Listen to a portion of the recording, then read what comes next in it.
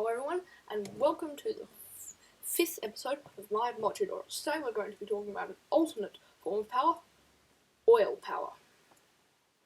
So today you're going to be needing three machines: the aqueous accumulator, the compression dynamo, and the oil fabricator. But first, let's start with the aqueous accumulator. So for this, pretty much, it's a simple machine.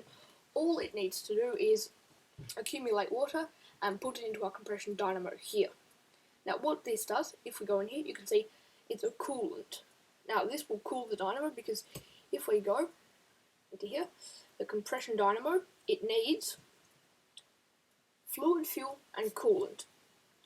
So first, how to craft the aqueous accumulator? Well, you're just going to need a bucket, a pneumatic servo, some glass, some tin, and a machine frame. Now I suggest you craft a lot of these machine frames as they are needed for almost every manufacturing machine. And you're also going to need a pneumatic servo, which is fairly simple. It's just some redstone, iron, and glass. I also suggest you craft a few of these. Now, the compression dynamo.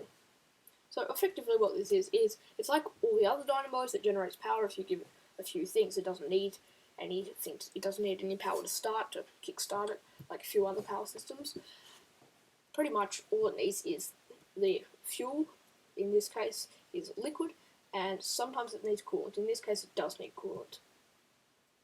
So to craft this, you're going to need pretty much a lot of tin. So tin gears are simply tin around iron, and you're also going to need a redstone transmission coil, which is redstone and silver. Now, the third machine we have today is the oil fabricator. Pretty much what this does is it makes oil if you give it power.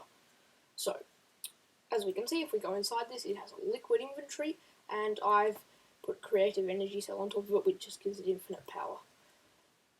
But what you'll need to do is probably use a steam dynamo when you first start if you want some power to power it up, and then you can use this to power your oil fabricator. So how do we craft this? Well, where we craft this?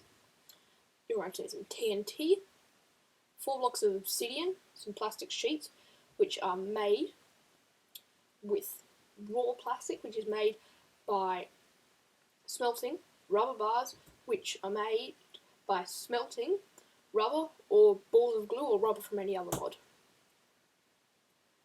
So,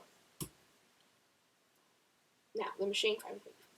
Had this before, and you're also going to need a redstone reception coil. Now this is fairly simple, it's just some redstone and some gold.